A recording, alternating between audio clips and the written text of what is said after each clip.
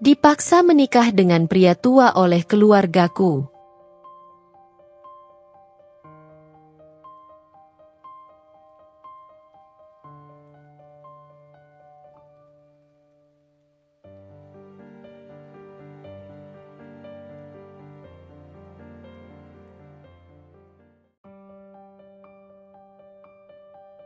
Alia duduk termenung di teras rumahnya yang sudah mulai reyot.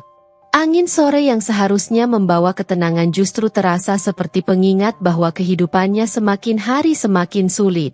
Di dalam rumah, terdengar batuk ibunya yang tak kunjung reda. Suara yang selalu membuat hatinya teriris. Ayahnya, Pak Rahmat, dulu adalah seorang pedagang mebel yang cukup sukses. Usahanya berkembang, dan mereka bisa hidup dengan layak. Namun, semuanya berubah ketika terjadi kebakaran besar di gudang tempat menyimpan kayu-kayu mebel miliknya. Kebakaran itu menghanguskan hampir seluruh persediaan dan aset yang ia miliki. Tak hanya kehilangan barang dagangan, tetapi juga kepercayaan dari pelanggan dan mitra bisnisnya. Dalam hitungan bulan, usaha yang dibangun bertahun-tahun itu hancur begitu saja. Untuk mempertahankan bisnis, Pak Rahmat berusaha mencari pinjaman ke berbagai tempat. Namun, bank tak mau memberikan pinjaman tanpa jaminan, dan teman-teman bisnisnya pun enggan mengambil risiko. Dalam keadaan terdesak, satu-satunya pilihan yang tersisa adalah meminjam uang dari rentenir. Saat itu, rentenir bernama Pak Herman datang sebagai penyelamat. Dengan senyum manis dan kata-kata yang menenangkan, ia menawarkan pinjaman dalam jumlah besar dengan janji bahwa bunganya tidak akan memberatkan. "Tenang saja, Pak Rahmat. Saya ini orang yang baik. Saya hanya ingin membantu orang yang sedang kesulitan," ucapnya saat menyerahkan segepok uang. Namun, kebaikan itu hanyalah ilusi. Bunga pinjaman yang awalnya tampak kecil, lama-lama membengkak. Saat Pak Rahmat gagal membayar tepat waktu, dendam mulai bertambah. Dalam waktu singkat, hutang yang awalnya hanya puluhan juta melonjak menjadi ratusan juta rupiah. "Kalau nggak bisa bayar bulan ini, saya kasih waktu. Tapi bunganya naik." "Ya, begitu aturan mainnya," kata Pak Herman dengan senyum sinis. Pak Rahmat mencoba bertahan. Ia berusaha mencari pekerjaan lain. Bahkan pernah menjadi buruh angkut di pasar demi mendapatkan uang tambahan. Namun, penghasilannya tak seberapa dibandingkan hutang yang semakin menumpuk. Alia yang saat itu baru lulus SMA ingin membantu. Ia mencoba mencari pekerjaan, tetapi tanpa ijazah perguruan tinggi, pilihan pekerjaannya sangat terbatas. Ia akhirnya bekerja di sebuah warung makan sebagai pelayan dengan gaji yang hanya cukup untuk kebutuhan sehari-hari. Ibu yang sakit-sakitan. Di tengah beban hutang yang semakin berat, Ibu Alia, Bu Rina, jatuh sakit. Stres akibat tekanan ekonomi membuat kesehatannya semakin menurun. Ia mulai sering sakit kepala, tubuhnya melemah, dan akhirnya jatuh sakit berkepanjangan. Alia dan ayahnya sudah berusaha membawanya ke puskesmas. Tetapi dokter mengatakan bahwa Bu Rina perlu menjalani pemeriksaan lebih lanjut di rumah sakit. Sayangnya, biaya rumah sakit tidaklah murah. Tanpa uang yang cukup, mereka hanya bisa mengandalkan obat-obatan seadanya dari puskesmas. "Maaf, nah, Ibu cuma merepotkan kalian," ujar Bu Rina dengan suara lemah. "Ibu jangan bicara seperti itu. Ibu pasti sembuh." Alia mencoba menenangkan, meskipun dalam hatinya, ia sendiri ketakutan. Sementara itu, Pak Herman semakin gencar menagih hutang. Ia tak lagi datang sendirian. Kini, ia membawa beberapa anak buahnya yang bertampang sangar. Suatu sore, ketika Alia sedang pulang dari warung makan, ia melihat sekelompok pria berdiri di depan rumahnya. Salah satu dari mereka menendang pintu kayu rumahnya, membuat Bu Rina yang sedang tidur terbangun dengan wajah ketakutan. Pak Rahmat keluar dengan wajah lelah. "Pak Rahmat, saya sudah kasih banyak waktu buat bayar. Mana uang saya?" bentak Pak Herman dengan suara lantang. "Saya mohon, Pak Herman, beri saya waktu sedikit lagi. Saya sedang mencari pekerjaan tambahan," jawab Pak Rahmat dengan nada memohon. Pak Herman tertawa sinis. "Saya sudah kasih waktu berbulan-bulan. Kalian pikir saya ini panti sosial?" Alia yang melihat dari kejauhan langsung berlari mendekat dan berdiri di samping ayahnya. "Pak, tolonglah. Kami pasti akan bayar, tapi beri kami kesempatan," kata Alia dengan suara gemetar. Pak Herman memperhatikan Alia dengan tatapan tajam. Sejenak ia terdiam, lalu sebuah senyum licik muncul di wajahnya. "Begini saja," katanya dengan nada santai. "Saya bisa hapus hutang kalian kalau Alia mau menikah dengan salah satu anggota keluarga saya." Mata Alia membelalak. "Apa?" Pak Rahmat dan Bu Rina pun terkejut. "Iya, anak saya butuh istri. Kalian gak usah bayar hutang, asal Alia mau menikah dengannya," lanjut Pak Herman dengan nada puas. Alia menggigit bibirnya. Dadanya terasa sesak. Ia tidak percaya bahwa hidupnya telah sampai di titik ini, dijadikan alat barter demi melunasi hutang. Pak Rahmat menggeleng keras. "Tidak, saya tidak akan menjual anak saya." "Terserah kalian," kata Pak Herman dengan nada tajam. "Tapi kalau minggu depan belum ada pembayaran, rumah ini saya sita. Dan jangan salahkan saya kalau ada kejadian yang gak kalian inginkan." Setelah mengatakan itu, Pak Herman dan anak buahnya pergi, meninggalkan keluarga Alia dalam ketakutan. Malam itu, Alia tak bisa tidur. Ia memikirkan perkataan Pak Herman. Menikahi pria yang bahkan tak ia kenal hanya demi melunasi hutang keluarga? Itu gila. Namun, jika ia menolak, apa yang akan terjadi? Hutang mereka semakin menumpuk. Ibunya butuh perawatan, dan mereka bisa kehilangan rumah satu-satunya. Alia duduk termenung di dekat jendela, menatap langit malam. Air matanya mengalir. Ia merasa terjebak di antara dua pilihan yang sama-sama menyakitkan. Keesokan harinya, ia melihat ayahnya duduk termenung di teras. Wajahnya penuh kesedihan dan rasa bersalah. "Maafkan ayah. Nah, ayah tidak bisa memberikan kehidupan yang lebih baik untukmu," ujar Pak Rahmat lirih. Alia menatap ayahnya dengan perasaan campur aduk. Ia tahu betapa keras ayahnya telah berusaha. Ini bukan salah ayahnya. Ini bukan salah siapa-siapa. Ini adalah takdir buruk yang menimpa keluarga mereka. Hari-hari berlalu, dan situasi semakin memburuk. Pak Herman mulai mengirim orang-orangnya untuk mengawasi rumah mereka, menebar ancaman, dan menciptakan ketakutan di dalam rumah itu. Alia mulai berpikir, jika ia menerima tawaran itu, setidaknya keluarganya akan terbebas dari hutang. Ibunya bisa mendapatkan perawatan yang lebih baik. Ayahnya tidak lagi harus lari dari satu pekerjaan ke pekerjaan lain, hanya untuk membayar bunga yang tak kunjung lunas. Tetapi bagaimana dengan dirinya sendiri? Bagaimana jika pria yang akan dinikahinya itu adalah seseorang yang kasar? Bagaimana jika ia harus menjalani hidup yang menyiksa? Malam itu, Alia menangis sendirian di kamarnya. Ia tahu, keputusan besar harus segera diambil. Dan mungkin, ini adalah pengorbanan yang harus ia lakukan untuk keluarganya. Malam itu, suara gedoran keras di pintu kembali menggema.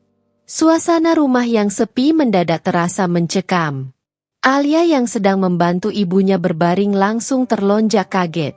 Ibunya yang sudah lemah hanya bisa menggenggam tangan Alia dengan erat. Sementara Pak Rahmat buru-buru berjalan ke arah pintu dengan langkah gontai. "Pak Rahmat, keluar kau!" Suara berat dan kasar terdengar dari luar. Alia bisa merasakan betapa tegangnya tubuh ayahnya saat tangannya menggenggam kenop pintu. Dengan helaan napas panjang, ia memberanikan diri membukanya. Begitu pintu terbuka, tampak Pak Herman berdiri di depan rumah dengan 3 anak buahnya. Salah satu dari mereka, Pria bertubuh besar dengan tato di leher, memegang sebatang kayu di tangannya, seakan siap menggunakannya kapan saja. Kalian belum bayar sepeser pun dari hutang kalian bulan ini. Suara Pak Herman terdengar dingin. Pak Rahmat menundukkan kepala. Saya sudah berusaha.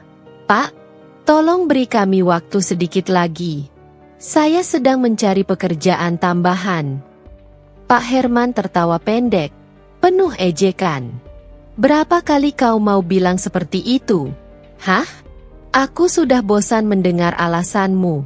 Ini bisnis, Rahmat. Kalau kau tidak bisa bayar, aku harus bertindak. Salah satu anak buahnya mengayunkan kayu di tangannya, menghantam tiang kayu rumah mereka. Bunyi dentuman keras membuat Alia tersentak ketakutan. Ia menggenggam tangan ibunya semakin erat, merasakan getaran ketakutan yang sama dari tubuh ibunya yang lemah. Tolong, Pak, kami benar-benar akan membayar. Kami hanya butuh sedikit waktu. Suara Alia bergetar, tetapi ia berusaha untuk tetap tegar. Pak Herman menoleh ke arahnya. Matanya menatap Alia dengan penuh perhitungan. Senyum sinis terukir di bibirnya. Seakan ia baru saja mendapatkan ide yang lebih baik. Kalian memang payah dalam mencari uang, tapi mungkin ada cara lain untuk melunasi hutang ini, katanya santai, sembari melipat kedua tangannya di dada. Pak Rahmat menatapnya dengan waspada. Apa maksudmu? Pak Herman menatap Alia dengan lekat. Alia bisa menikah dengan seseorang dalam keluargaku. Jika dia setuju, maka aku akan menghapus hutang kalian. Ruangan mendadak hening. Seakan udara tiba-tiba menghilang, membuat napas Alia tercekat di tenggorokan. Ia merasakan tangan ibunya mencengkeramnya semakin erat. Jangan bercanda, Pak Herman. Suara Pak Rahmat meninggi. Wajahnya memerah karena marah dan syok. Kami mungkin sedang dalam kesulitan, tapi kami bukan keluarga yang bisa diperjualbelikan seperti barang. Pak Herman mengangkat bahu. Aku serius. Kalian tidak bisa membayar hutang ini, dan aku menawarkan solusi yang adil. Menikahkan Alia dengan seseorang dalam keluargaku bukanlah hal yang buruk, bukan? Alia menggigit bibirnya, menahan gemetar di tubuhnya. Siapa yang harus aku nikahi? Tanyanya. Suaranya nyaris berbisik. Pak Herman tersenyum puas. Kakakku. Dia sudah berumur. Tapi dia pria yang kaya dan bisa menjamin keluargamu hidup enak. Dunia Alia seakan berputar. Ia tidak percaya apa yang baru saja ia dengar. Menikah dengan pria tua? Dengan seseorang yang mungkin bisa menjadi ayahnya? Tidak. Suara Pak Rahmat kembali terdengar keras. Kami tidak akan menjual anak kami demi hutang. Pak Herman mendekat, menepuk bahu Pak Rahmat dengan kasar. Kalau begitu, bersiaplah untuk kehilangan rumah ini. Dan jangan salahkan aku kalau nanti keluargamu harus tidur di jalanan. Alia bisa melihat ayahnya mengepalkan tangan. Rahangnya mengeras karena marah dan frustasi. Pak Herman tahu bahwa mereka sudah terjebak. Kalian punya waktu sampai akhir minggu. Lanjut Pak Herman sebelum berbalik pergi. Pilihannya sederhana. Lunasi hutang atau Alia menikah. Kalau tidak ada yang bisa dilakukan, aku akan mengambil rumah ini dan menyeret kalian keluar. Setelah mereka pergi, suasana rumah dipenuhi keheningan yang mencekam. Alia merasa kepalanya berdenyut. Dadanya sesak seakan ada batu besar menimpanya. Ia menatap ayahnya, yang kini menutup wajahnya dengan kedua tangan. Ibu Alia hanya bisa menangis lirih di tempat tidurnya. Ayah tidak akan membiarkan ini terjadi. Suara Pak Rahmat akhirnya terdengar, meski serak dan penuh kelelahan. Aku akan mencari cara lain. Tetapi Alia tahu, cara lain itu tidak ada. Hutang mereka terlalu besar, dan Pak Herman tidak akan pernah memberi kelonggaran. Malam itu, Alia tak bisa tidur. Ia merenung di atas kasurnya yang tipis. Pikirannya berkecamuk. Bagaimana jika mereka benar-benar kehilangan rumah? Bagaimana jika ibunya, dalam keadaan sakit seperti ini, harus tidur di jalanan? Bagaimana jika satu-satunya cara untuk menyelamatkan keluarganya adalah dengan mengorbankan dirinya sendiri? Air matanya mengalir tanpa bisa ia tahan. Kami tidak akan menyerahkan Alia. Titik. Suara Pak Rahmat bergema di dalam rumah kecil itu. Alia duduk di lantai, menatap ayahnya yang berdiri dengan wajah merah padam. Ibunya masih terbaring di tempat tidur. Matanya sembab karena menangis sejak Pak Herman pergi tadi siang. Ayah, kita benar-benar tak punya pilihan lain. Suara Alia bergetar. Tidak, ayah lebih baik mati daripada harus menjualmu ke orang tua itu. Pak Rahmat mengepalkan tangannya, seakan sedang menahan amarah yang bisa meledak kapan saja. Tapi, Alia menggigit bibirnya, menunduk, tak sanggup menyelesaikan kalimatnya. Bu Rina menarik napas pelan, suaranya lemah saat berkata, Alia, jangan pernah berpikir untuk mengorbankan dirimu. Kami akan mencari jalan lain. Meskipun mereka semua menolak tawaran itu, kenyataan tidak bisa diabaikan. Hutang mereka tetap ada. Waktu yang diberikan Pak Herman semakin menipis. Dan ancaman kehilangan rumah semakin nyata. Setiap pagi, Pak Rahmat bangun lebih awal dari biasanya. Ia keluar rumah dengan langkah cepat, berusaha mencari pekerjaan tambahan. Apapun akan ia lakukan, asal bisa mendapatkan uang untuk membayar hutang. Ia pergi dari satu tempat ke tempat lain, menawarkan tenaganya sebagai buruh harian, tukang cuci mobil, bahkan mencoba melamar pekerjaan di pabrik.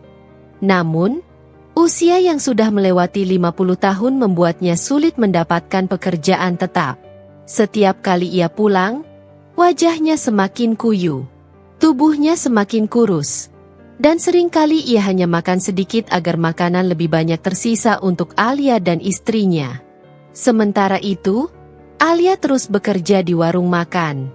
Upahnya masih tak cukup untuk meringankan beban keluarga. Kenapa kau terlihat murung terus, Alia? Tanya Embok Sari, pemilik warung, suatu hari. Alia terkejut, tidak menyadari bahwa ia telah lama melamun saat mencuci piring. Ia tersenyum tipis, mencoba menutupi keresahannya. Tidak apa-apa, Embok. Saya hanya sedikit lelah. Embok Sari menghela napas, menatap Alia dengan prihatin. Kalau kau butuh sesuatu, jangan ragu untuk bicara.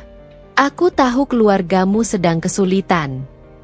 Alia mengangguk, tapi ia tahu tak mungkin meminta bantuan Embok Sari. Hutang mereka terlalu besar. Malamnya, Alia pulang dan menemukan ayahnya terduduk di teras rumah, menatap kosong ke kejauhan. Ayah? Panggilnya pelan.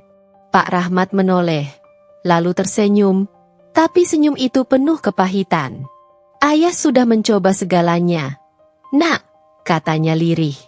Tapi tetap saja tidak cukup. Alia menggigit bibirnya, menahan air mata yang hampir jatuh. Saat mereka berbincang, terdengar suara langkah kaki mendekat. Ayah! Alia menoleh dan melihat dua pria bertubuh besar berdiri di depan pagar. Salah satunya adalah anak buah Pak Herman. Waktunya hampir habis, Pak Rahmat. Pak Herman ingin kepastian besok. Apakah kalian akan membayar atau menyerahkan anak perempuan kalian? Alia mengepalkan tangannya. Ia muak dengan cara mereka memperlakukannya seolah ia hanya barang dagangan. Pak Rahmat bangkit, berdiri tegak meskipun tubuhnya terlihat lelah. Pergi dari sini. Kami tidak akan menyerah begitu saja. Pria itu tertawa, lalu berkata dingin, kalau begitu, bersiaplah menghadapi akibatnya. Mereka pergi, meninggalkan ancaman yang menggantung di udara. Alia berlari masuk rumah, menutup pintu rapat-rapat, dan menekan punggungnya ke kayu tua itu. Ia memejamkan mata. Nafasnya tersengal.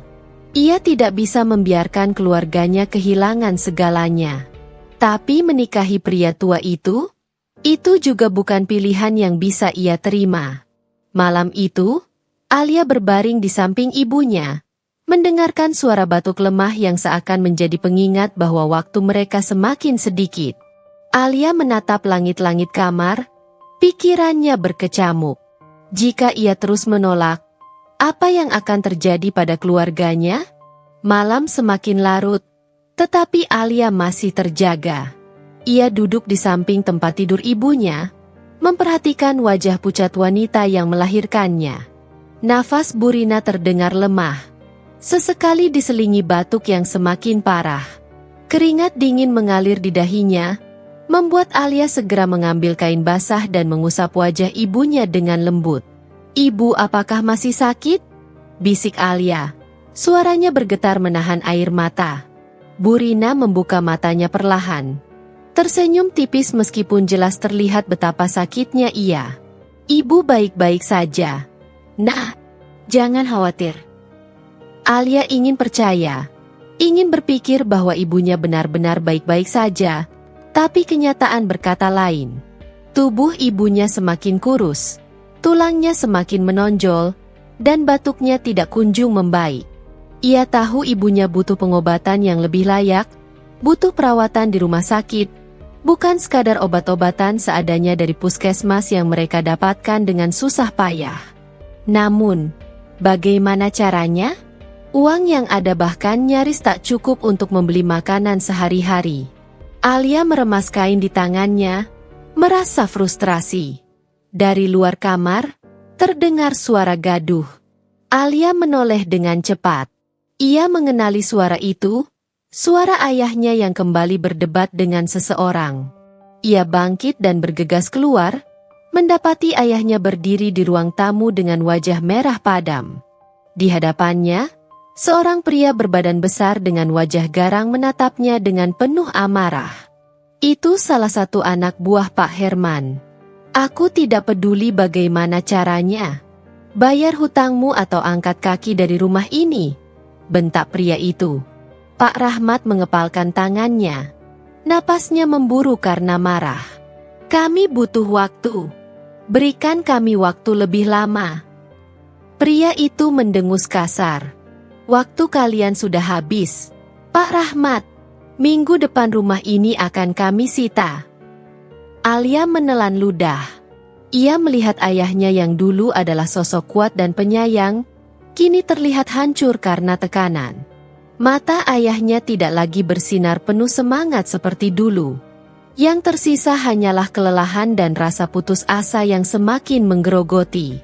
Begitu pria itu pergi, meninggalkan ancaman yang menggantung di udara, Pak Rahmat terduduk di kursi dengan lemas. Alia mendekatinya, meletakkan tangan di bahunya. "Ayah." Pak Rahmat menatapnya dengan mata yang memerah. "Alia, apa yang harus kita lakukan?" Suaranya penuh keputusasaan. Alia menggigit bibirnya. Ia ingin mengatakan bahwa semuanya akan baik-baik saja, bahwa mereka akan menemukan cara untuk keluar dari masalah ini. Tapi ia tidak bisa. Tidak ada cara. Ayahnya tiba-tiba berdiri, wajahnya berubah menjadi lebih keras. Ia menatap Alia dengan tajam, dan untuk pertama kalinya, ada ketegangan di antara mereka. "Kau masih menolak tawaran Pak Herman?" tanyanya dengan suara bergetar. Alia membeku.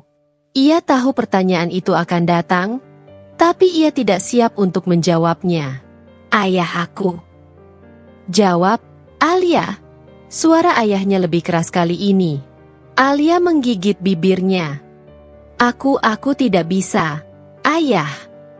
Pak Rahmat memejamkan matanya, menekan dahinya dengan jemarinya seolah sedang mencoba menenangkan diri. Tapi saat ia membuka matanya lagi, yang terlihat hanyalah kelelahan dan frustrasi yang mendalam. "Kau tahu keadaan kita semakin buruk, kan? Kau tahu ibu semakin sakit, kan?" Suaranya melembut, tetapi justru itulah yang membuat Alia semakin merasa bersalah. Alia menunduk, air mata menggenang di matanya. "Aku tahu. Tapi kau masih menolak." Alia tidak menjawab. Ia ingin berteriak bahwa ia juga takut, bahwa ia juga ingin menyelamatkan keluarganya, tetapi tidak dengan cara ini. Pak Rahmat mendengus pelan, lalu berjalan ke arah dapur, meninggalkan Alia dengan perasaan hancur. Malam itu, ia menangis. Malam itu, setelah berhari-hari berjuang dengan pikirannya sendiri, Alia akhirnya membuat keputusan yang paling berat dalam hidupnya. Ia duduk di sisi tempat tidur ibunya, menggenggam tangan wanita yang telah merawatnya sejak kecil. "Ibu." Suaranya lirih, hampir seperti bisikan. "Aku akan melakukannya." Bu Rina membuka matanya dengan lemah. "Melakukan apa, Nak?" Alia menelan ludah. Hatinya sakit, seolah ada ribuan pisau yang menusuk dadanya. Tapi ia tetap mengucapkan kata-kata itu. "Aku akan menikah dengan pria itu. Aku akan menerima tawaran Pak Herman." Ibunya langsung menangis. "Jangan, Ali. Jangan lakukan ini demi kami. Ibu rela kehilangan segalanya, asal kau tetap bisa hidup bahagia." Alia menggeleng pelan, air mata jatuh tanpa bisa ia tahan. "Aku tidak bisa melihat ibu menderita lagi. Aku tidak bisa melihat ayah semakin hancur. Jika ini satu-satunya cara agar kita tidak kehilangan rumah, agar ibu bisa mendapat perawatan yang lebih baik, maka aku akan melakukannya." Tangisan ibunya semakin keras, dan suara gaduh dari ruang tamu membuat mereka menoleh. Pak Rahmat berdiri di sana, wajahnya penuh kemarahan dan kesedihan sekaligus. "Tidak, Alia. Ayah tidak akan membiarkanmu mengorbankan hidupmu seperti ini." Alia bangkit, berjalan ke arah ayahnya dengan tubuh gemetar. "Ayah, aku sudah memutuskan. Aku akan menikah." "Alia." Suara Pak Rahmat bergetar, matanya memerah. "Kau tidak mengerti apa yang kau lakukan. Pernikahan bukan sesuatu yang bisa kau anggap sebagai transaksi untuk melunasi hutang." "Aku tahu, Ayah." Alia tersenyum pahit. "Tapi aku juga tahu kita tidak punya pilihan lain." Pak Rahmat terduduk di kursi dengan wajah putus asa. Tidak ada lagi yang bisa ia katakan. Ia tahu betapa besar tekad putrinya, dan ia tahu, meskipun ia menentang keputusan ini, kenyataan tetaplah kenyataan. Keesokan harinya, Alia menemui Pak Herman di kantornya, sebuah ruangan sempit yang dipenuhi asap rokok dan tumpukan dokumen pinjaman. "Aku setuju," katanya tanpa basa-basi. Pak Herman menatapnya sejenak, lalu menyeringai puas. "Bagus. Aku tahu kau anak yang cerdas." Alia menggenggam ujung bajunya dengan erat, berusaha mengendalikan emosinya. "Kapan pernikahan ini akan dilaksanakan?" tanyanya dengan suara kaku. "Secepatnya," jawab Pak Herman. "Minggu depan." Alia tercekat. "Seminggu? Itu terlalu cepat." Tapi ia tidak bisa membantah. "Baik," katanya akhirnya.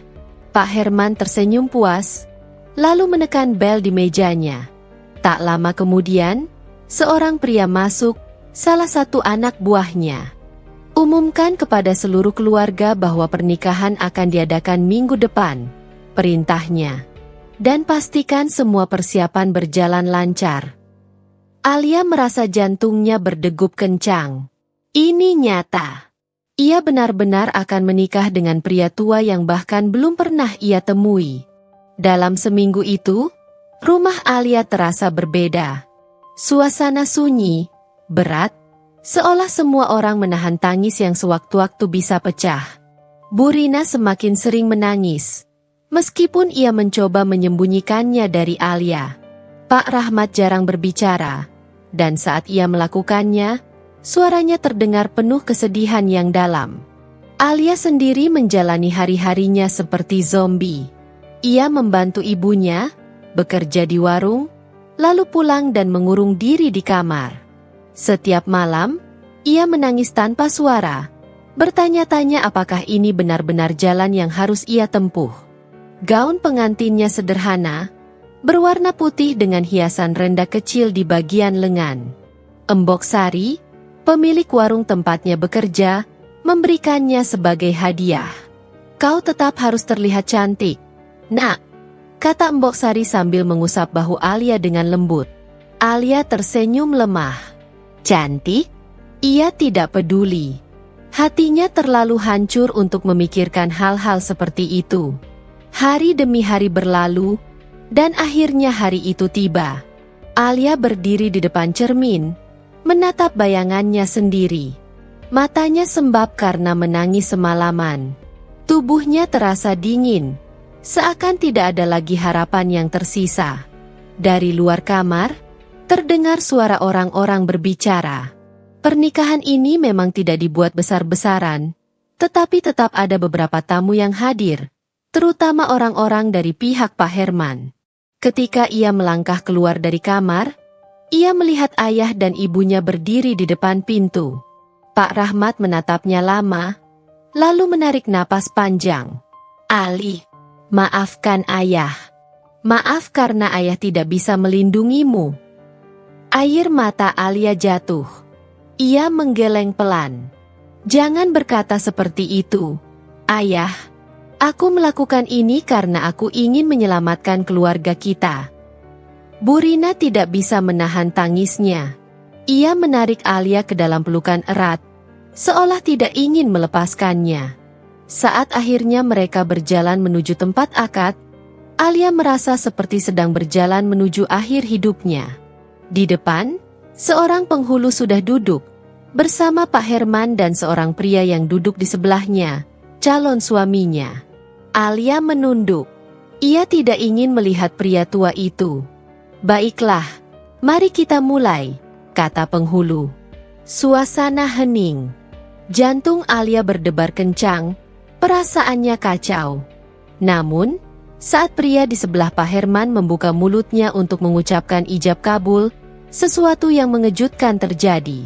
Suara itu bukan suara pria tua. Itu suara pria muda. Alia mendongak dengan cepat. Matanya melebar karena terkejut. Yang duduk di sana bukanlah pria tua yang selama ini ia bayangkan. Sebaliknya, itu adalah seorang pria muda, mungkin seusia atau hanya beberapa tahun lebih tua darinya. Wajahnya tampan, ekspresinya tenang, dan sorot matanya tidak memiliki kebengisan seperti Pak Herman. Alia membeku. Siapa dia? Kenapa bukan pria tua seperti yang dikatakan Pak Herman? Ia menoleh ke arah Pak Herman, yang tersenyum puas. "Kenalkan, ini Adrian, anakku," katanya santai. Dunia Alia terasa berputar. Anak Pak Herman? Bukankah selama ini yang dikatakan adalah saudara laki-lakinya yang sudah tua? Alia tidak tahu harus merasa lega atau marah karena merasa ditipu. Dan pertanyaan terbesar di benaknya adalah, kenapa pria muda ini mau menikahinya? Tangannya mengepal di pangkuannya, jantungnya berdetak semakin cepat. Apa yang sebenarnya terjadi? Seiring berjalannya waktu, hari pernikahan semakin dekat, tetapi hati Alia semakin hancur. Setiap detik yang berlalu terasa seperti belati yang menusuk perlahan ke dalam dadanya, menyisakan luka yang tidak terlihat tetapi terasa begitu nyata. Malam-malamnya dipenuhi kecemasan dan ketakutan. Setiap kali ia memejamkan mata, ia melihat bayangan seorang pria tua dengan wajah keras dan tatapan tajam. Ia membayangkan hidup dalam rumah besar yang dingin, dipaksa melayani pria yang tidak ia kenal, yang mungkin kejam dan tak berperasaan. Bagaimana jika pria itu memperlakukannya dengan buruk? Bagaimana jika ia tidak diizinkan bertemu dengan keluarganya lagi? Ketakutan demi ketakutan terus menghantui pikirannya. Ia ingin lari. Berkali-kali ia berpikir untuk pergi jauh, meninggalkan semuanya dan menghilang. Namun, kemana? Ia tidak memiliki siapa-siapa di luar keluarganya. Ayah dan ibunya sangat bergantung padanya. Jika ia pergi, siapa yang akan merawat ibunya yang sakit? Siapa yang akan membantu ayahnya menghadapi para rentenir yang terus menekan mereka? Alia duduk di tepi tempat tidurnya, memeluk lututnya sendiri. Udara malam terasa dingin, tetapi hatinya terasa lebih dingin lagi. Haruskah aku melakukan ini? Bisiknya pada dirinya sendiri. Ia berharap ada seseorang yang bisa memberinya jawaban. Namun, tidak ada siapapun. Hanya ada dirinya sendiri dan beban berat di pundaknya. Suatu siang, saat Alia sedang membantu ibunya minum obat, suara ketukan keras di pintu depan membuatnya terkejut. Bra, bra, bra. Alia, buka pintunya sekarang juga. Suara berat dan kasar itu tidak asing di telinganya. Rentenir itu lagi. Alia merasakan jantungnya berdegup kencang. Dengan tangan gemetar, ia berjalan menuju pintu dan membukanya sedikit. Pak Herman, si rentenir kejam, berdiri di depan rumah bersama dua anak buahnya yang bertubuh besar. Senyum dingin tersungging di wajahnya. Bagaimana? Kau sudah siap menjadi pengantin? Tanyanya. Nada suaranya penuh ejekan. Alia mengepalkan tangannya erat-erat. Ia ingin membantah. Ingin berteriak bahwa ia tidak mau. Tetapi kata-kata itu tersangkut di tenggorokannya. Pak Herman tertawa pelan, lalu melirik ke dalam rumah, di mana ibunya terdengar batuk lemah. Dengar, nak, kau bisa saja tetap keras kepala dan menolak pernikahan ini. Tapi kalau kau menolak, kau tahu apa yang akan terjadi, kan? Alia menahan napas. Rumah ini, semua barang-barang di dalamnya akan segera menjadi milikku. Dan ibumu? Ah, kasihan sekali kalau sampai harus tidur di jalan, bukan? Kata-kata itu seperti cambuk yang menghantam Alia tanpa ampun. Ia menatap pria itu dengan penuh kebencian. Tetapi ia tahu, ia tidak berdaya. Kau punya waktu sampai hari pernikahan. Jangan buat aku marah, Alia, kata Pak Herman sebelum berbalik pergi. Pintu tertutup, tetapi gemetar di tangan Alia tidak berhenti. Ia merasa seperti binatang yang sedang dijebak. Tidak ada jalan keluar.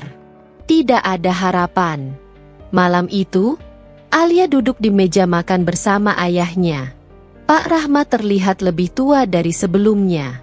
Wajahnya dipenuhi gurat-gurat kecemasan, matanya lelah dan penuh penyesalan. Kita tidak harus melakukan ini, Alia. Suara ayahnya bergetar. Alia menatapnya lama. Kalau aku tidak melakukannya, apa yang akan terjadi pada kita, ya? Pak Rahmat tidak bisa menjawab.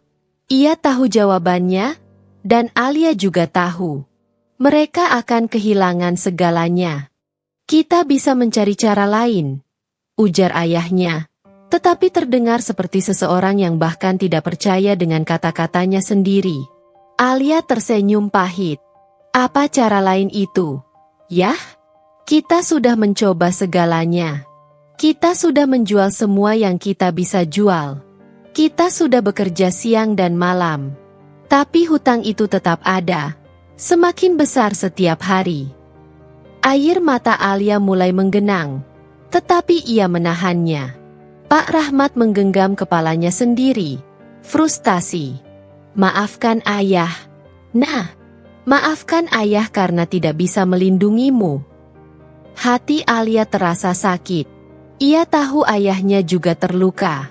Tapi ini bukan soal menyalahkan siapapun. Ini tentang kenyataan pahit yang harus mereka hadapi. Sehari sebelum pernikahan, Alia merasa seperti mayat hidup. Ia tidak bisa tidur. Ia hanya duduk di tepi jendela, menatap langit malam yang begitu luas. Besok, ia akan menikah dengan pria yang tidak ia kenal. Besok, hidupnya akan berubah selamanya. Besok, ia tidak akan lagi menjadi Alia yang bebas. Ia menarik napas dalam-dalam, mencoba menyimpan semua perasaan yang bercampur aduk di dalam hatinya. Tidak apa-apa, bisiknya pelan, lebih kepada dirinya sendiri. Tidak apa-apa. Namun, saat air matanya jatuh tanpa ia sadari, ia tahu bahwa semua ini tidaklah baik-baik saja. Hatinya hancur. Masa depannya terasa gelap. Dan yang paling menyakitkan, ia tidak bisa melakukan apapun untuk mengubahnya. Besok, ia akan resmi menjadi istri seseorang yang bahkan belum pernah ia temui. Suasana di dalam rumah yang sederhana itu terasa hening. Hanya suara penghulu yang terdengar jelas, membaca rangkaian doa sebelum akad nikah dimulai.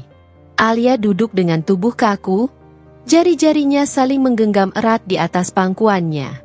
Ia hampir tidak bisa bernapas. Matanya menatap ke bawah, tetapi pikirannya berkelana, berputar-putar dalam ketakutan dan ketidakpastian. Ini benar-benar terjadi. Sebentar lagi, ia akan menjadi istri seseorang yang tidak ia kenal. Seseorang yang selama ini ia bayangkan sebagai pria tua yang kejam dan tak berperasaan. Tiba-tiba, penghulu memanggil nama calon pengantin pria. Jantung Alia berdegup semakin cepat. Langkah kaki terdengar mendekat. Semua mata tertuju pada sosok yang kini berdiri di depan meja akad. Saat Alia akhirnya mengangkat kepalanya, ia membeku di tempat. Bukan pria tua? Di hadapannya, bukanlah sosok yang selama ini menghantui mimpi buruknya. Bukan pria tua berusia 60-an dengan perut buncit dan senyum licik. Sebaliknya, yang berdiri di sana adalah seorang pria muda, berusia sekitar akhir 20-an atau awal 30-an. Tampan, berdiri tegap dengan postur yang berwibawa, mengenakan kemeja putih dan jas hitam yang sederhana namun rapi. Mata hitamnya tajam, tetapi tidak terlihat menakutkan. Rahangnya tegas, wajahnya bersih, dan bibirnya terkatup rapat dengan ekspresi serius. Seisi ruangan tampak terdiam, seolah waktu berhenti sesaat. Alia merasakan keheningan yang menggantung di udara, tetapi ia sendiri tidak bisa mengatakan apa-apa. Pak Herman, rentenir yang selama ini menekan keluarganya, tertawa kecil melihat reaksi semua orang. "Sepertinya kalian kaget, ya?" katanya. Nada suaranya terdengar puas. "Kenalkan, ini Adrian, anakku. Bukan aku yang akan menikahi Alia, melainkan dia." Kata-kata itu seperti gemuruh petir di siang bolong. Alia menoleh ke arah orang tuanya. Ayahnya tampak sama terkejutnya, sementara ibunya menutup mulut dengan tangan gemetar. Pikiran Alia masih berusaha memahami apa yang sebenarnya terjadi. Jadi, pria tua itu tidak pernah benar-benar berniat menikahinya? Lalu kenapa selama ini tidak ada yang mengatakan apa-apa? Kenapa mereka membiarkan ia terjebak dalam ketakutan? Berpikir bahwa hidupnya akan berakhir dalam penderitaan? Alia menoleh ke arah Adrian, mencoba mencari jawaban di wajahnya. Namun, pria itu tetap diam, hanya menatap penghulu dengan ekspresi datar. Penghulu tampak sedikit canggung, tetapi akhirnya kembali fokus ke prosesi akad. "Baik, kalau begitu, kita akan melanjutkan akad nikah," ucapnya. Alia masih belum sepenuhnya sadar dari keterkejutannya, tetapi segalanya terasa berjalan begitu cepat. Detik berikutnya, suara Adrian terdengar lantang dan jelas. "Saya terima nikahnya Alia binti Rahmat dengan mas kawin tersebut, tunai." Seisi ruangan terdiam. Alia merasakan tubuhnya lemas. Ia baru saja resmi menjadi istri seseorang yang bahkan tidak ia kenal. Setelah akad selesai, Alia masih belum bisa berbicara. Ia merasa seperti berada dalam mimpi yang aneh. Tidak tahu apakah ini lebih baik atau lebih buruk daripada apa yang ia bayangkan sebelumnya. Orang-orang mulai memberi ucapan selamat, tetapi semua terasa seperti gema yang jauh. Alia mencuri pandang ke arah Adrian. Pria itu tetap terlihat tenang. Ekspresinya sulit ditebak. Seolah menikah hari ini bukanlah hal besar baginya. Pak Herman menepuk bahu anaknya sambil tertawa. "Akhirnya selesai juga. Sekarang kau sudah punya istri, Adrian." Adrian hanya mengangguk kecil, lalu menoleh ke arah Alia. "Bisa kita bicara sebentar?" Alia tersentak. Ia tidak tahu harus mengatakan apa. Tetapi akhirnya ia mengangguk pelan. Mereka berjalan menjauh dari kerumunan, menuju halaman rumah. Ude. Alia masih belum bisa berpikir jernih. Dadanya terasa sesak seiring dengan detik-detik yang berlalu setelah akad nikah selesai. Ia baru saja menikah, tetapi bukan dengan pria tua yang selama ini menghantui mimpinya, melainkan seorang pria muda yang sama sekali tidak ia kenal. Ruangan yang penuh dengan keluarga dan saksi terasa berputar di sekelilingnya. Ia menoleh ke samping, memperhatikan suaminya, Raka. Laki-laki itu duduk tenang di sampingnya, posturnya tegap, mengenakan kemeja putih dan jas hitam yang pas dengan tubuhnya. Wajahnya tegas, dengan mata tajam yang sulit ditebak, tetapi tidak ada kesan menyeramkan. Bahkan, di balik tatapannya yang serius, ada kelembutan yang tersirat. Alia ingin bertanya, ingin berteriak bahwa semua ini terasa seperti permainan aneh. Tapi lidahnya keluh. Ia hanya bisa diam, membiarkan pikirannya tenggelam dalam kebingungan. Mengapa pria ini mau menikahinya? Bukankah seharusnya ia menikahi ayahnya? Seperti yang selama ini dikatakan Pak Herman? Apakah ini hanya jebakan lain? Alia? Suara ibunya yang serak membuyarkan lamunannya. Alia menoleh, menemukan ibunya menatapnya dengan mata berkaca-kaca. Nak, kau baik-baik saja. Alia mencoba tersenyum, meskipun ia sendiri tidak yakin apakah ia baik-baik saja. Bu, aku. Tapi kata-kata itu menggantung di udara, tidak mampu ia lanjutkan.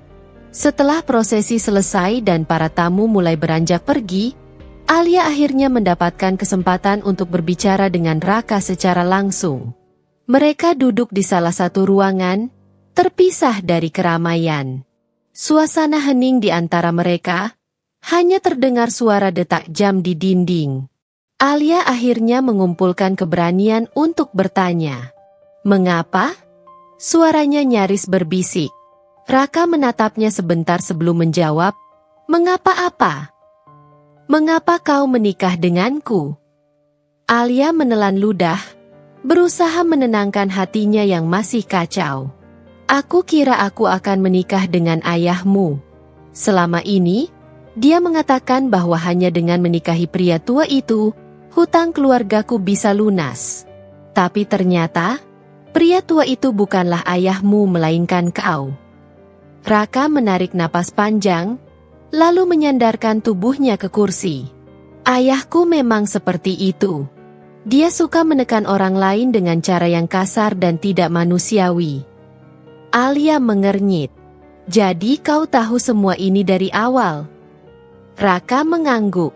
Aku tahu ayahku menekan keluargamu. Aku tahu dia membuat kalian putus asa sampai kau rela mengorbankan dirimu.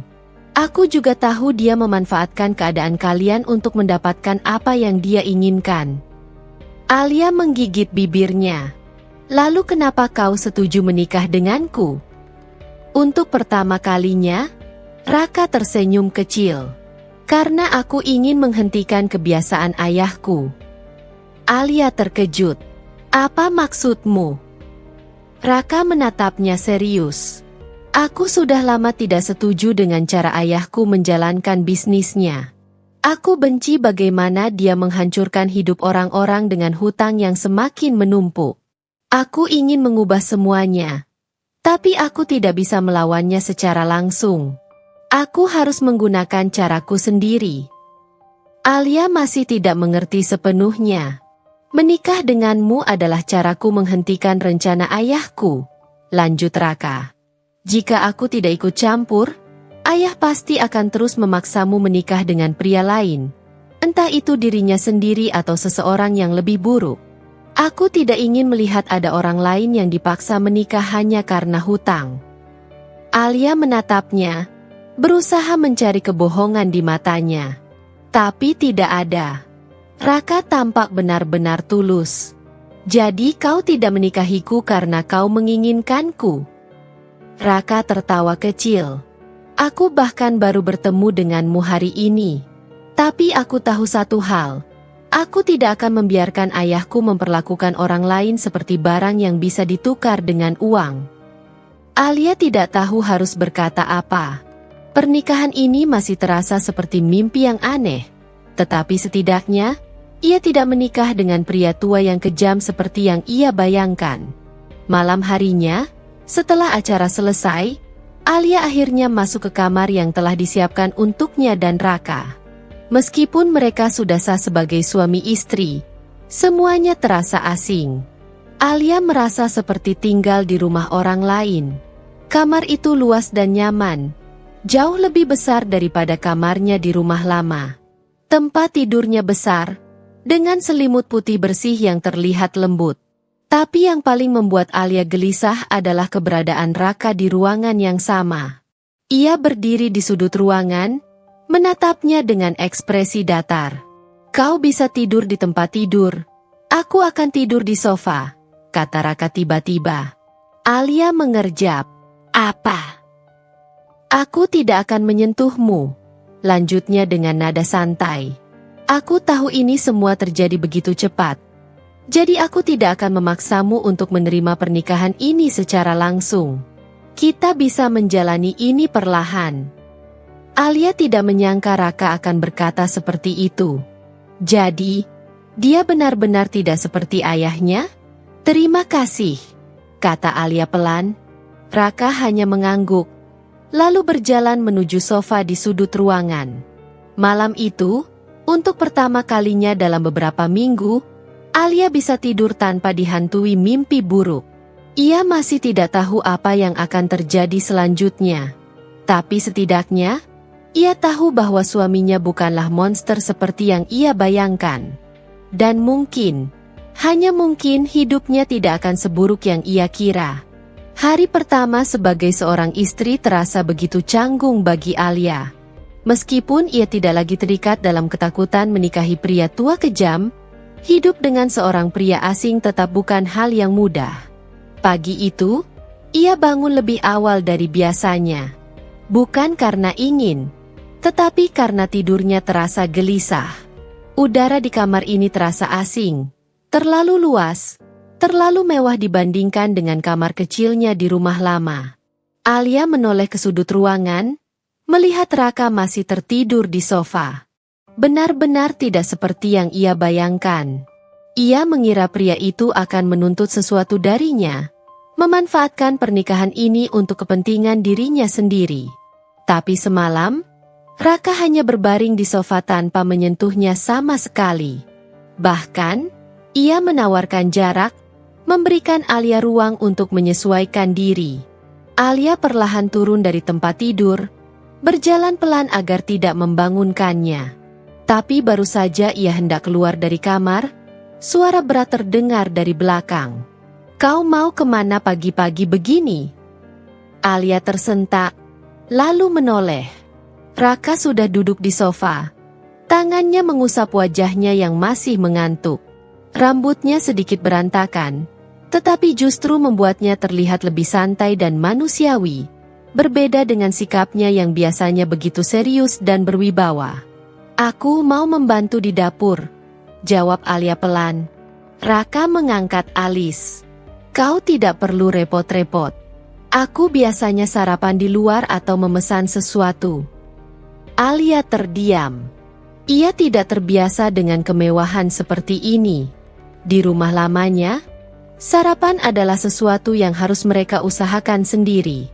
Setiap pagi, ia terbiasa bangun lebih awal untuk membantu ibunya memasak meski hanya sekadar nasi dan lauk sederhana.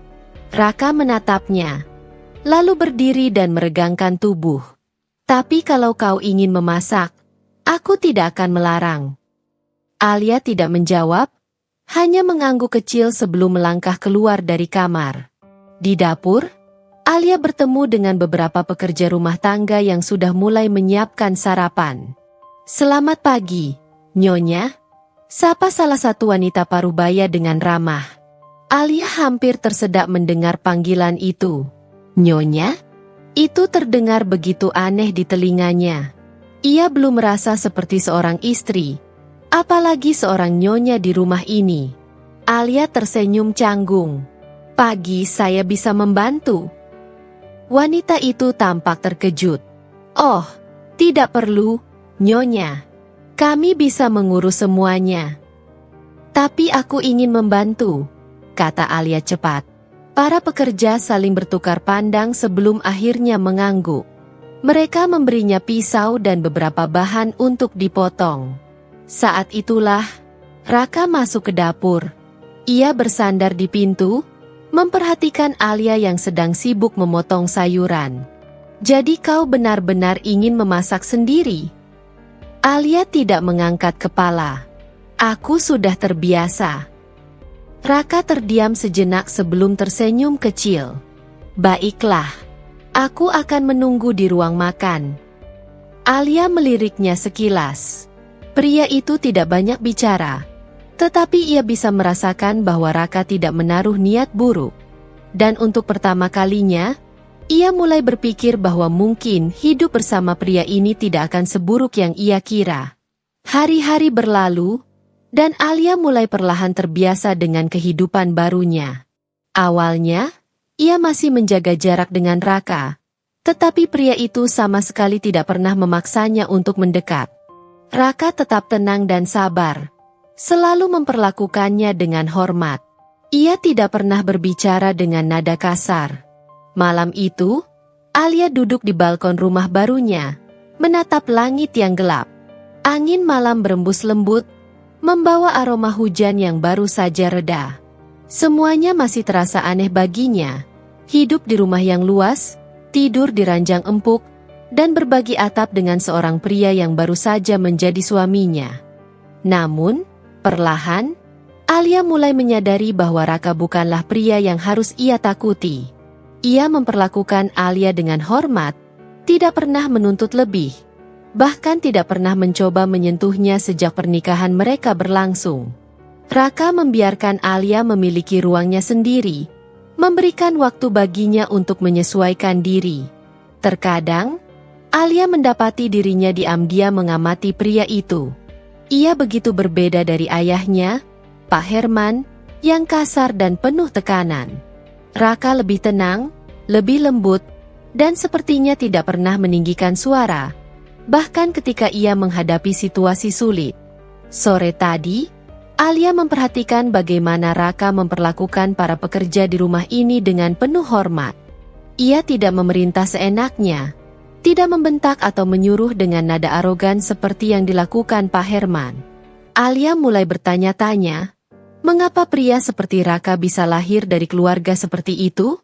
Seolah mendengar pertanyaannya, malam itu, Raka menghampirinya di balkon. Kau suka duduk di sini, katanya, duduk di kursi di samping Alia. Alia menoleh sekilas, lalu mengangguk pelan. Udara di sini lebih segar. Raka tersenyum kecil. Dulu aku juga sering duduk seperti ini ketika ingin menenangkan diri. Alia diam sejenak, sebelum akhirnya bertanya, menenangkan diri dari apa?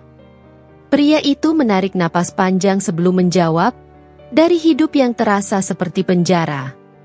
Alia menoleh, tertarik dengan kata-katanya. Maksudmu? Raka bersandar ke kursinya, menatap langit malam dengan pandangan kosong. Ayahku, sejak kecil, aku selalu diajarkan bahwa kekuasaan dan uang adalah segalanya. Dia ingin aku tumbuh menjadi penerusnya, menjadi pria yang kuat, yang tidak mudah dikalahkan oleh orang lain. Alia mendengarkan dengan saksama. Aku masih kecil waktu pertama kali melihatnya menekan orang lain dengan hutang.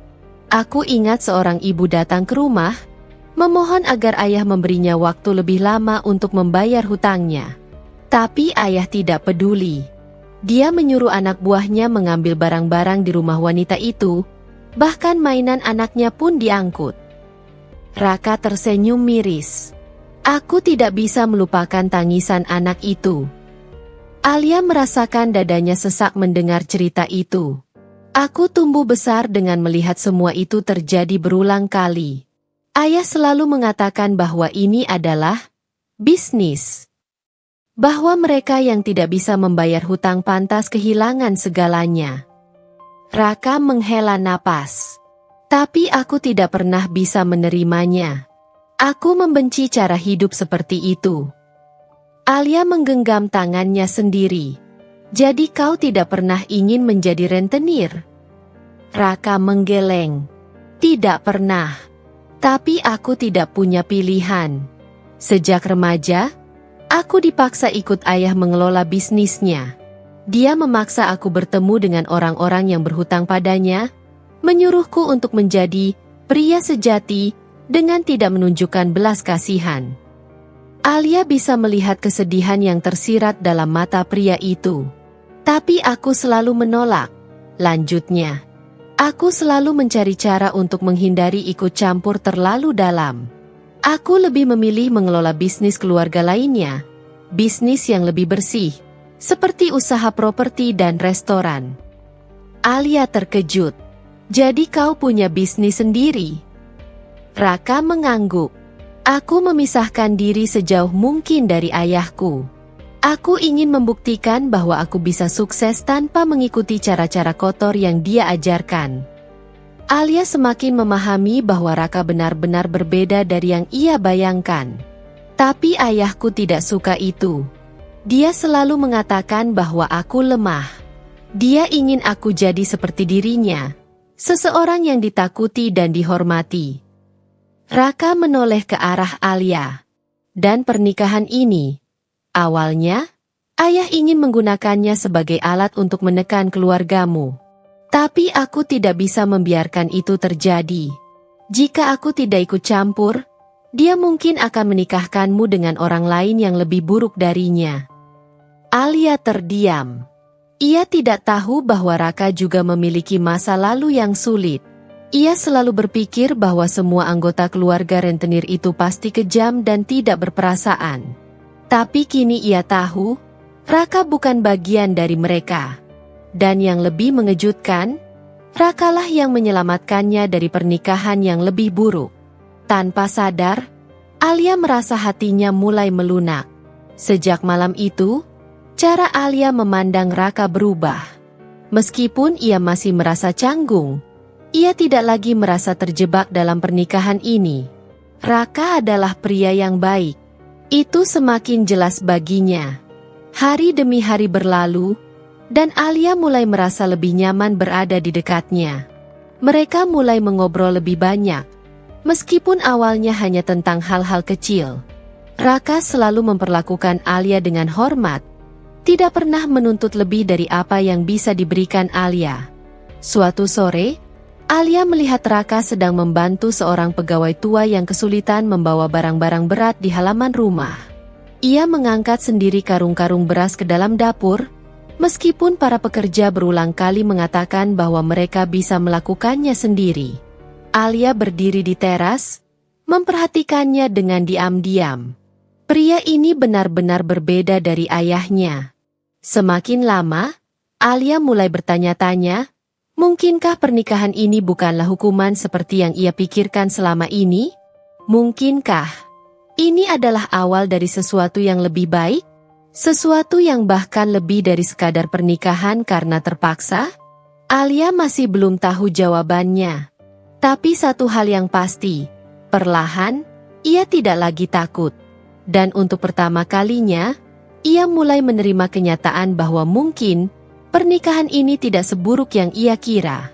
Waktu berlalu lebih cepat dari yang Alia sadari.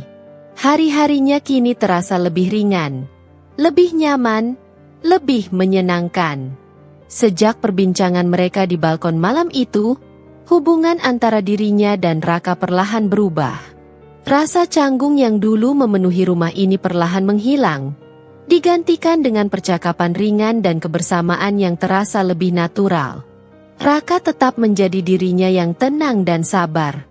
Ia tidak pernah menekan Alia untuk menerima pernikahan ini lebih cepat dari yang bisa ia tangani.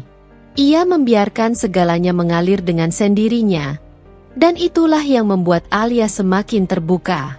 Awalnya, Alia mencoba menyangkal perasaan yang mulai tumbuh di dalam hatinya. Bagaimana mungkin ia bisa merasa seperti ini terhadap seseorang yang awalnya ia anggap sebagai ancaman? Tapi setiap kali ia melihat Raka, cara pria itu tersenyum, cara ia berbicara dengan lembut, cara ia memperlakukan orang lain dengan penuh hormat, Alia tidak bisa menghindari kenyataan bahwa ia mulai menyukainya. Kata itu terasa asing dalam pikirannya, tapi di dalam hatinya, ia tahu bahwa itulah yang terjadi. Dan itu membuatnya takut. Suatu pagi, Alia terbangun lebih awal dari biasanya. Ketika ia keluar dari kamar, ia menemukan Raka sudah berada di dapur, mengenakan kaos polos dan celana santai, sedang memasak sesuatu di atas kompor. Alia terkejut. "Kau bisa memasak?" Raka menoleh, lalu tersenyum kecil. "Aku tidak sehebat Koki, tapi aku bisa membuat sarapan sederhana."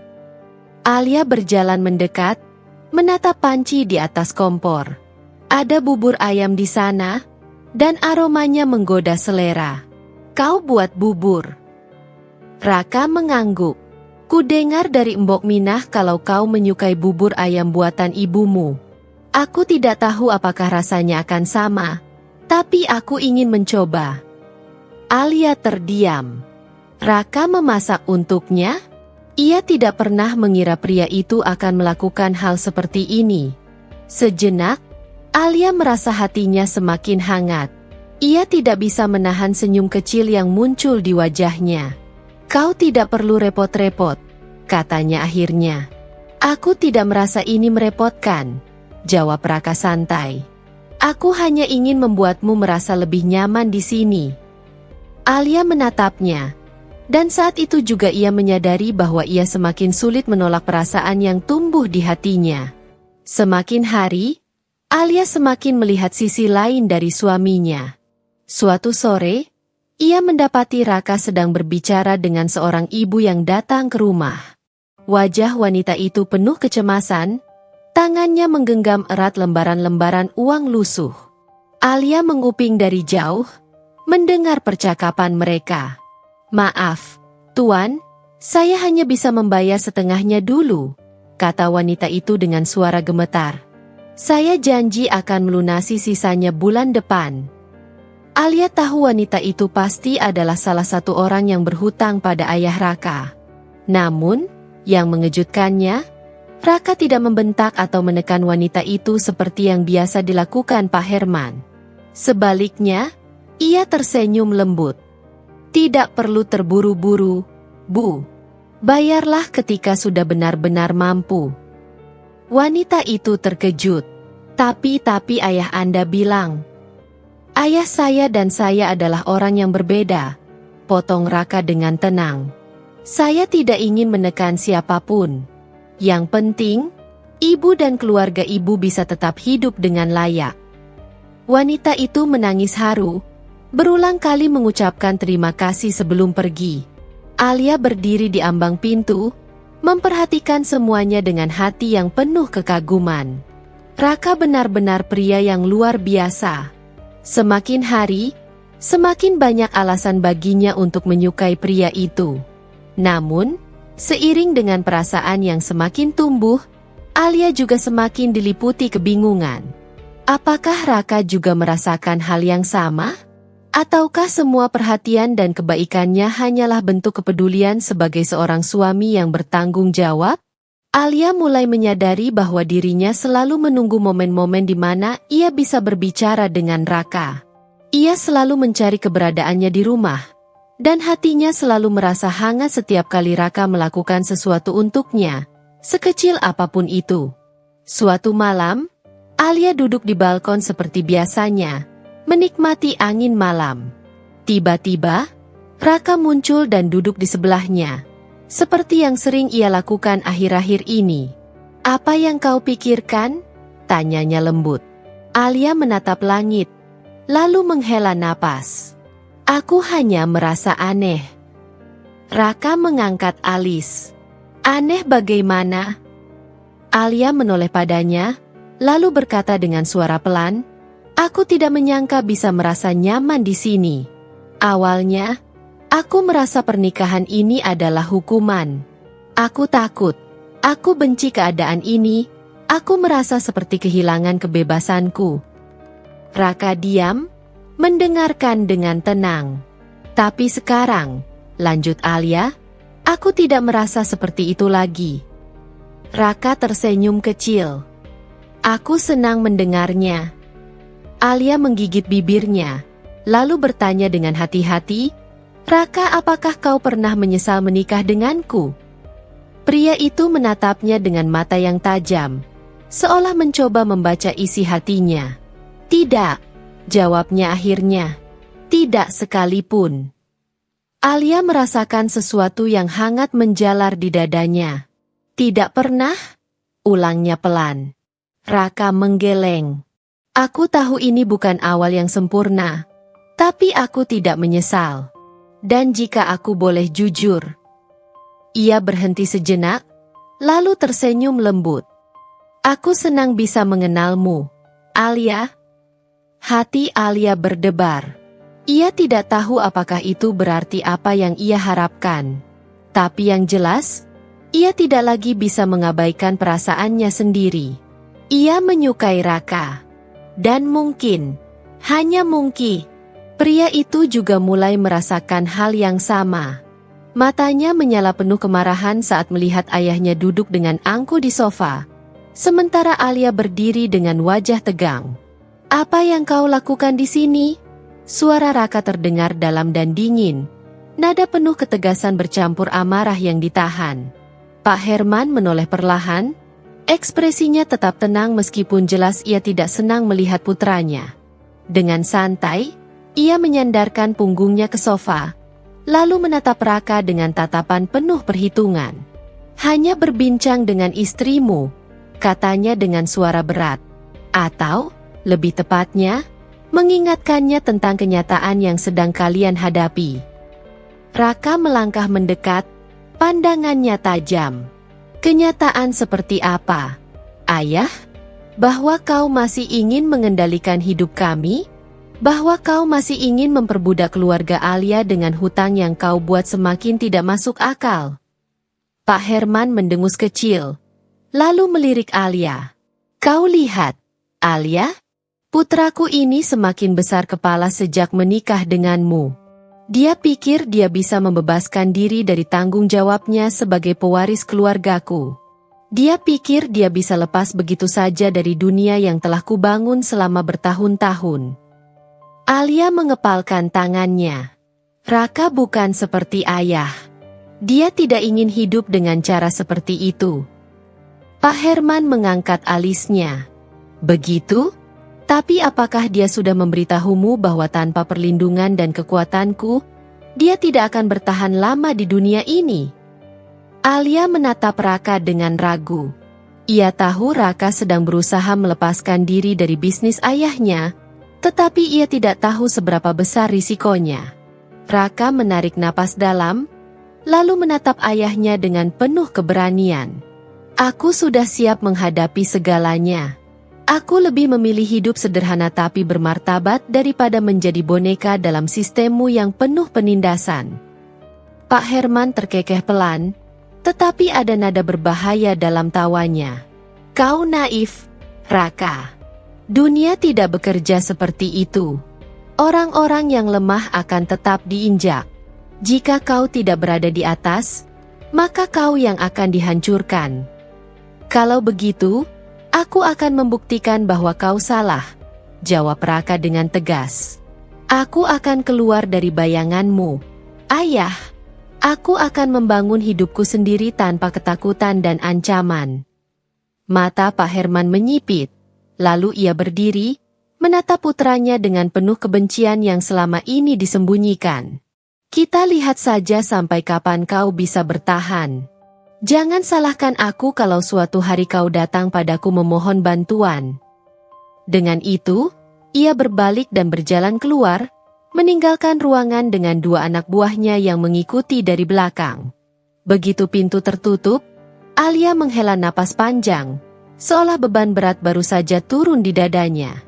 Ia menoleh ke arah Raka yang masih berdiri kaku, rahangnya mengeras, matanya menatap kosong ke arah pintu yang baru saja ditutup ayahnya. Raka, panggil Alia dengan suara lirih. Pria itu menoleh, lalu menghela napas dalam, seakan mencoba mengendalikan emosinya. Ia melangkah mendekat dan meraih tangan Alia, menggenggamnya erat. "Aku tidak akan membiarkan ayahku menyentuh keluargamu lagi," katanya pelan tapi penuh ketegasan. "Aku janji, Alia. Aku akan melindungimu. Aku akan melindungi semuanya." Alia menatapnya dalam-dalam.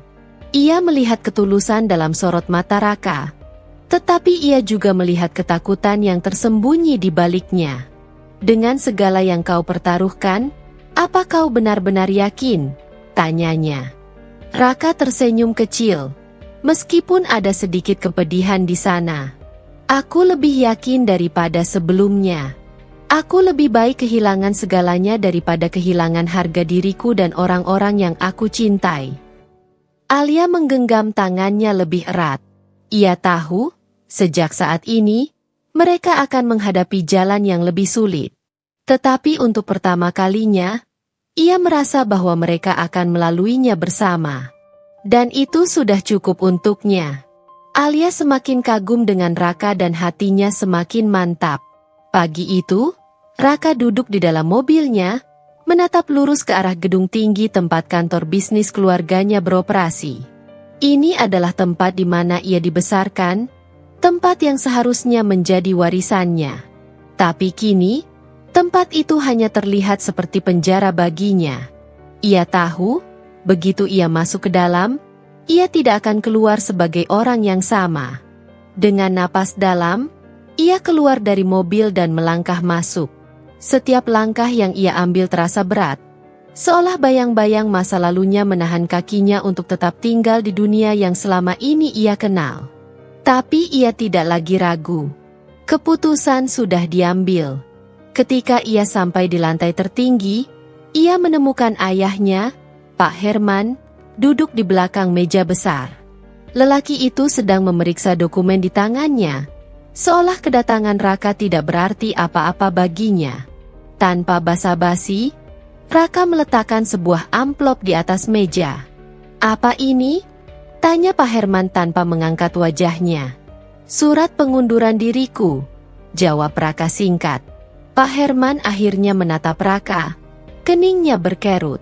Ia mengambil amplop itu, membukanya, dan membaca isinya. Kemudian, ia tertawa. "Jadi ini keputusan besarmu?" katanya dengan nada mengejek.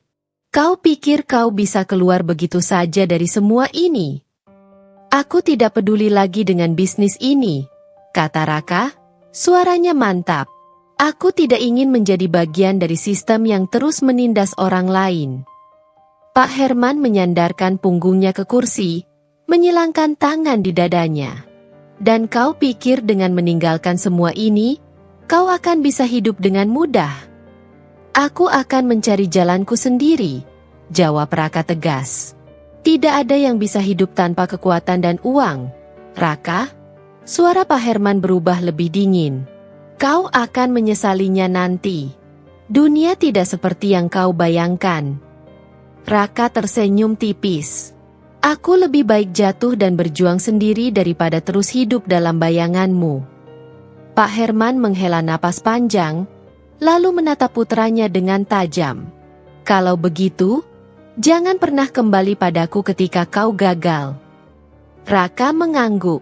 "Aku tidak akan kembali." Dengan itu, ia berbalik dan melangkah keluar dari ruangan, meninggalkan ayahnya yang masih duduk diam di balik mejanya.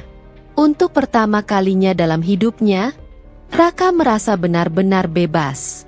Sore itu, Alia sedang menyiram tanaman kecil di halaman rumah ketika suara langkah kaki terdengar di belakangnya.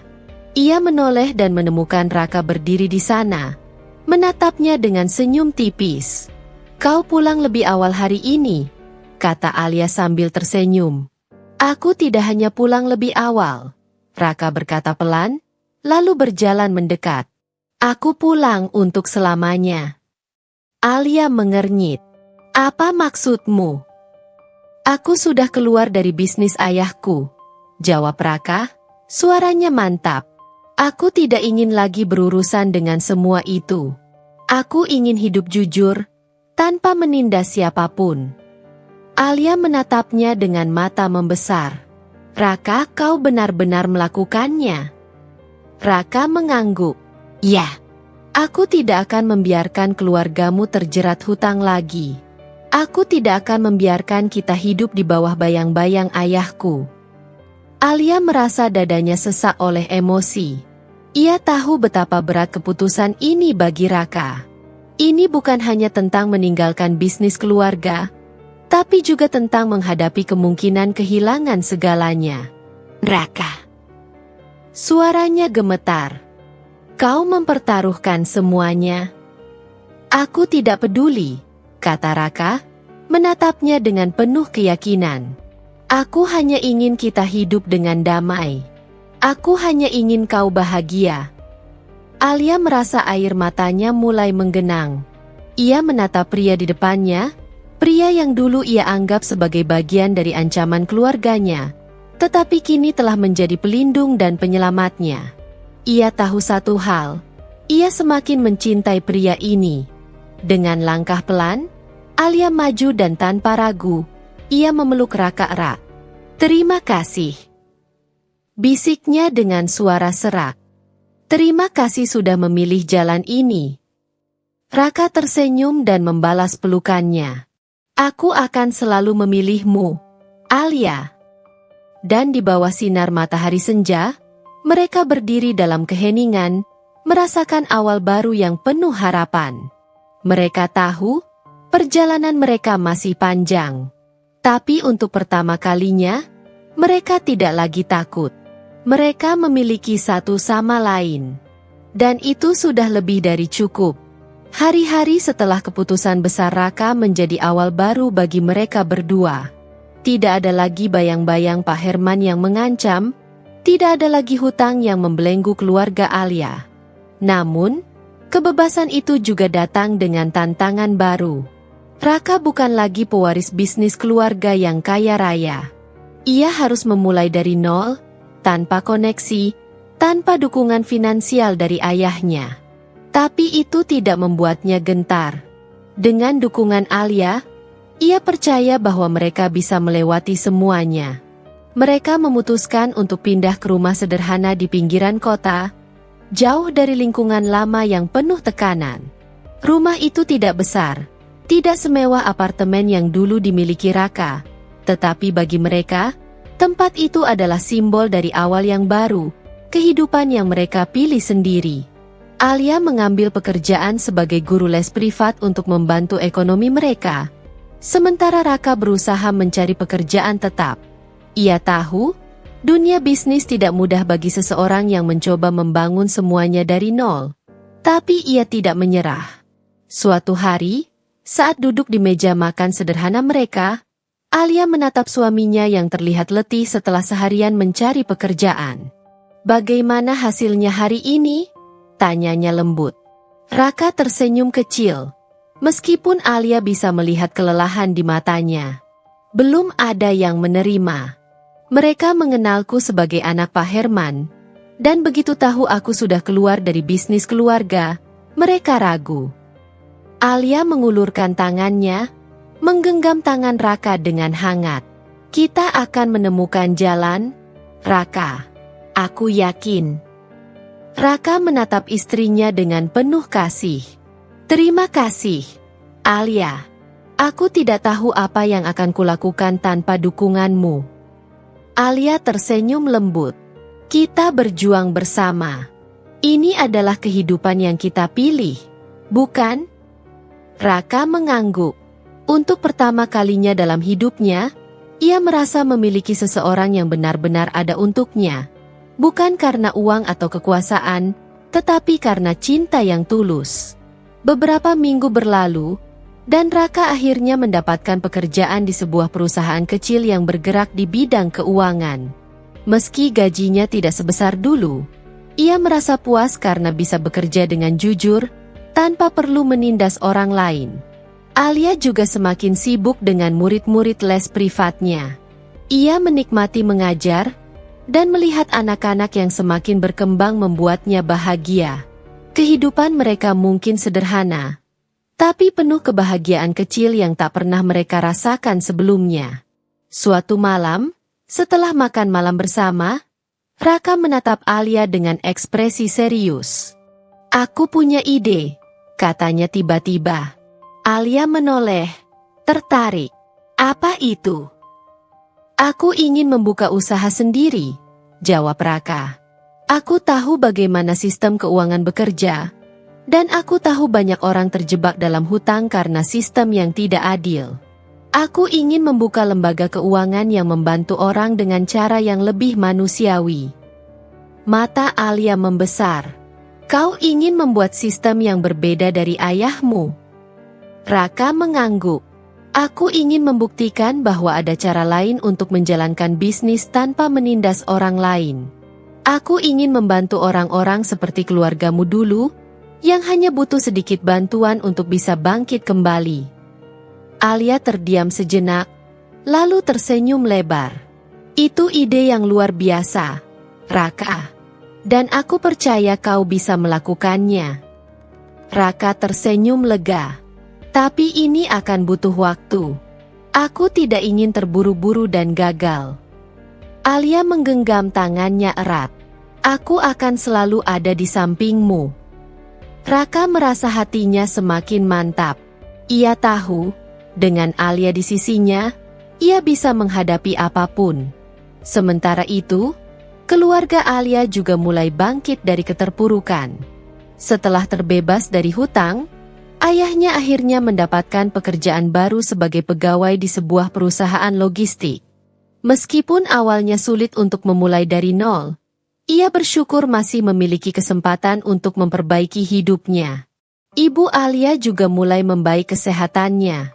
Dengan stres yang berkurang, ia bisa beristirahat dengan lebih baik dan mendapatkan perawatan yang layak. Mereka semua merasakan perbedaan besar setelah lepas dari jeratan hutang dan tekanan dari rentenir. Suatu hari, saat Alia berkunjung ke rumah orang tuanya, ia melihat ibunya tersenyum lebar untuk pertama kalinya dalam waktu yang lama. "Alia, nak," kata ibunya sambil menggenggam tangan putrinya. "Terima kasih karena telah bertahan untuk keluarga kita. Kau dan Raka telah menyelamatkan kami." Alia tersenyum, matanya sedikit berkaca-kaca. "Ibu, kita semua berjuang bersama. Sekarang saatnya kita menikmati hidup yang lebih baik." Ayahnya menepuk bahu Alia dengan bangga. "Dan Raka, dia pria yang luar biasa. Aku tidak bisa meminta menantu yang lebih baik darinya." Alia tersenyum lebar. Dulu, ia begitu takut dengan pernikahan ini, takut dengan masa depan yang tidak pasti. Tapi kini, ia tahu bahwa semua yang terjadi telah membawanya ke kehidupan yang lebih baik. Hari-hari berlalu dengan damai. Alia dan Raka menikmati kehidupan pernikahan mereka, meskipun dengan segala tantangan yang ada. Suatu malam, saat mereka duduk di balkon rumah kecil mereka, menikmati teh hangat di bawah langit berbintang, Alia menatap Raka dengan penuh kasih. "Kita telah melalui banyak hal," katanya pelan. Raka tersenyum, meraih tangan Alia dan mengecup punggung tangannya. "Dan kita masih akan melalui lebih banyak lagi. Tapi selama kita bersama, aku tahu kita bisa melewatinya." Alia tersenyum, lalu menyandarkan kepalanya di bahu Raka. "Aku bahagia, Raka. Aku benar-benar bahagia." Raka mengeratkan pelukannya. "Aku juga, Alia. Dan aku akan selalu berusaha membuatmu bahagia." Di bawah langit malam yang penuh bintang, mereka berdua duduk dalam keheningan yang penuh makna. Mereka mungkin telah kehilangan banyak hal di masa lalu, tapi yang mereka miliki sekarang jauh lebih berharga.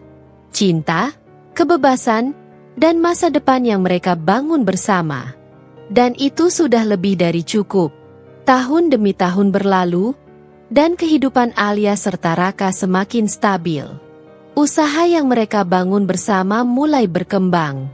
Raka berhasil mendirikan lembaga keuangan kecil yang membantu orang-orang yang membutuhkan tanpa menjebak mereka dalam lingkaran hutang yang tidak adil.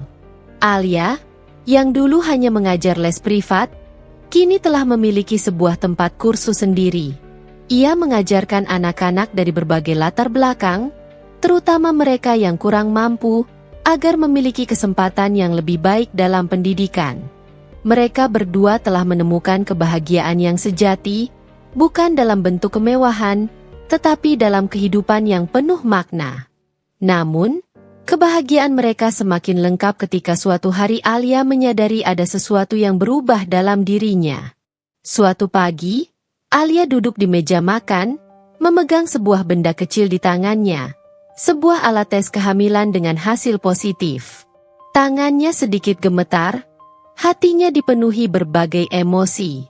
Bahagia, terkejut, bahkan sedikit takut. Saat Raka masuk ke dalam ruangan dan melihat ekspresi Alia, ia langsung mengernyit khawatir. "Alia, ada apa?" Alia menoleh dan tersenyum dengan mata yang berkaca-kaca. Dengan perlahan, ia mengangkat alat tes itu dan menunjukkannya pada Raka. "Butuh waktu lama bagiku untuk memastikan, tapi sekarang aku yakin." Suaranya bergetar karena emosi. "Raka, aku hamil." Sejenak, Raka terdiam, seolah otaknya sedang berusaha memproses kata-kata istrinya. Lalu, wajahnya berubah, matanya melebar penuh kebahagiaan, dan ia segera menarik Alia ke dalam pelukannya. "Alia, ini luar biasa," katanya dengan suara penuh kegembiraan. Ia mengecup kening istrinya dengan lembut. "Kita akan menjadi orang tua." Alia tertawa pelan, air mata kebahagiaan mengalir di pipinya. "Ya, kita akan menjadi orang tua." Dalam pelukan Raka, Alia merasa seluruh perjuangan mereka selama ini telah terbayar. Mereka telah melewati begitu banyak rintangan, menghadapi ketakutan dan kesulitan, tetapi pada akhirnya, mereka tetap bersama. Dan kini, cinta mereka telah membawa kehidupan baru ke dunia ini. Hari demi hari berlalu dengan kebahagiaan yang semakin besar. Keluarga Alia dan Raka menyambut kabar kehamilan itu dengan penuh sukacita. Ibu Alia, yang dulu sering sakit-sakitan, kini tampak lebih sehat dan bersemangat. Ia tidak sabar menanti kehadiran cucunya. Ayah Alia, yang pernah merasa putus asa karena terlilit hutang, kini telah menjadi pria yang jauh lebih tenang dan penuh rasa syukur.